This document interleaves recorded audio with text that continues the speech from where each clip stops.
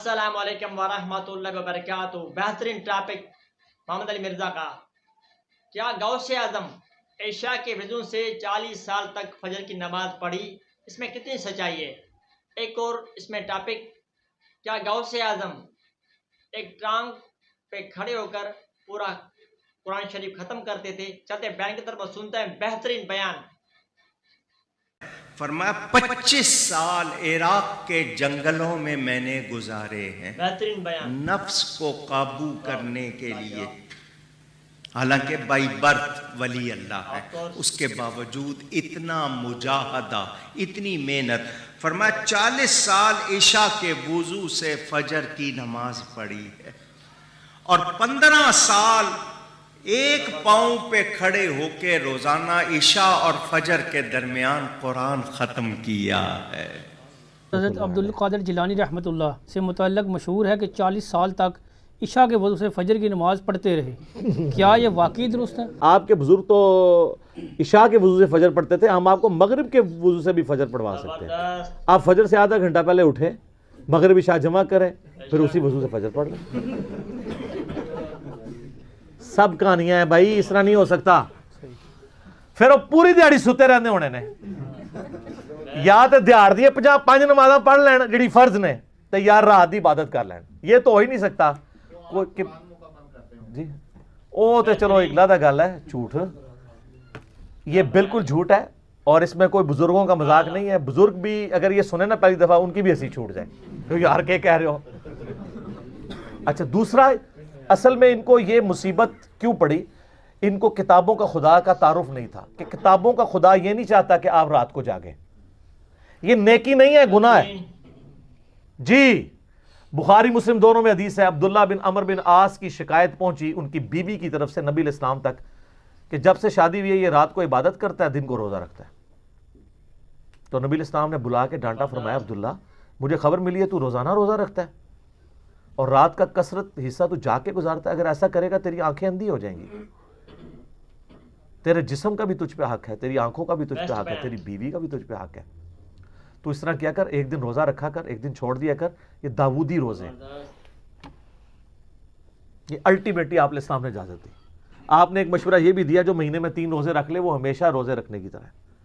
لیکن عبداللہ بن عمر بن عاص نے کہا یا رسول اللہ میرے میں سے زیادہ ہمت ہے، آپ پھر آخری حال یہ ہے کہ داودی روزے رکھو، ایک دن رکھو، ایک دن چھوڑ دو۔ جب بوڑھے ہو گئے نا تو کہتے تھے کاش میں نے حضور کی رخصت سے فائدہ اٹھایا ہوتا، اب مجھ سے ایک دن چھوڑ کے ایک دن روزہ نہیں رکھا جاتا۔ اور بخاری مسلم میں حدیث ہے جو مہینے میں 3 روزے رکھ لے ہمیشہ روزے کی طرح، یہ بھی ویسے مشکل ہے، ہم آپ کو اس سے بھی آسان بتاتے ہیں۔ مسلم شریف میں حدیث ہے، ابو داؤد میں ہے، ترمذی میں ہے، نسائی میں ہے، ابن ماجہ میں، 5 کتابوں میں، ادر دین بخاری 5 کتابوں میں ہے، کہ جو شخص رمضان کے روزے رکھنے کے بعد شوال کے 6 روزے رکھ لے گویا اس نے پوری زندگی کے روزے رکھے، اگر وہ ہر سال رکھتا رہے۔ لیکن اس میں ضروری نہیں ہے کہ فوراً بعد شروع کرنے ہیں، اور کہتے ہیں ایک فوراً رکھ لو، باقی توڑ کے رکھ لو، جس طرح مرضی رکھو، شوال کے اندر 6 پورے کرنے ہیں۔ زبردست۔ تو یہ جو کہتے ہیں نا رات پوری جگنا، ان حدیثوں پہ عبداللہ بن عمر بن عاص کو جو نبی علیہ السلام نے ڈانٹا، اس کے اوپر باب باندھا ہے امام بخاری نے کہ عبادت میں غلو کرنا مکروہ ہے، اور یہی تو چیز ہے جو طارق جمیل صاحب نے بھی ڈرتے ڈرتے بیان کر دی ہے۔ انہوں نے کہا یہ کیا ہے 70-80 سال تک۔ اچھا، یہ جو آپ کو واقعات سنا رہے ہیں، خود انہوں نے کبھی ستو کھائے ہیں؟ آپ تو ککڑ پن دینے تو انہوں کو سنا دینے۔ 2-2 کروڑ کی گاڑیوں میں سفر کر کے تو آپ کو کہتے ہیں کہ جی وہ چٹائیوں پہ بیٹھا کرتے تھے، تو اسی لوگوں نے گاڑی تو تھلے سرکار۔ تو یہ صرف اس کو میں کہتا ہوں علمی شہوت ہوتی ہے، یہ چسکا، اس طرح کی باتیں کر کے نا لوگوں کو امپریس کرنا۔ سر اس پہ عمل کرنا بڑا مشکل ہے، سیدھی سی بات ہے۔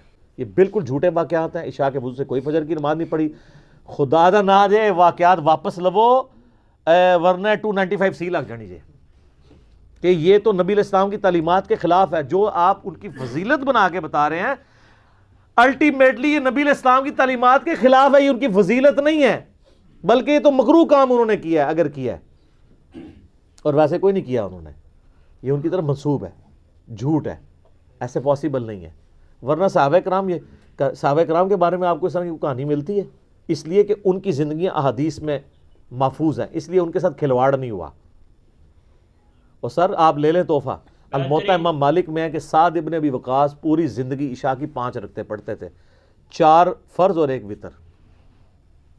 تو جڑا عشاء دی 5 رکعتاں پڑھتا سی انہیں راتی عبادت کرنی ہے، کم از کم سنت موقدہ تو پڑھتے ہیں. نبی علیہ السلام تو وتر بھی کم از کم 3 پڑھتے تھے. ٹھیک ہے، ایک کا جواز موجود ہے، یہ الموطا امام مالک ہے، گولڈن چین سے حدیث ہے. تو صحابہ کرام کا تو یہ عمل تھا. زبردست. آپ کو میں اس سے آسان بات بتاتا ہوں. سیدنا عثمان غنی رضی اللہ تعالیٰ کہتے ہیں کہ نبی علیہ السلام نے فرمایا جس نے عشاء کی نماز جماعت سے ادا کی گویا اس نے آدھی رات کا قیام کیا، اور جس نے فجر بھی جماعت سے پڑھ لی یعنی رکعت فوت نہ ہو گویا پوری رات کا قیام کیا. اللہ کے فضل سے اس طرح تو ہماری بھی کئی سالوں سے ہو سکتا ہے وہ اسی طرح کی ہو، پوری رات کا قیام. اچھا یہ وضو ان کا ٹوٹتا نہیں ہے؟ نہیں لوہا بھی ٹوٹ جاتا ہے سر عشاء کے وضو سے فجر. تو یہ بس اسی طریقے سے سب کہانیاں ہیں، سب جھوٹ ہے. اب ایسا یہ ہوتا ہوگا، یہ بات ان کی ٹھیک ہے کہ ہو سکتا ہے یہ جو ہے نا عشاء کی نماز فجر کا وقت داخل ہونے سے آدھا گھنٹہ پہلے پڑھتے ہوں،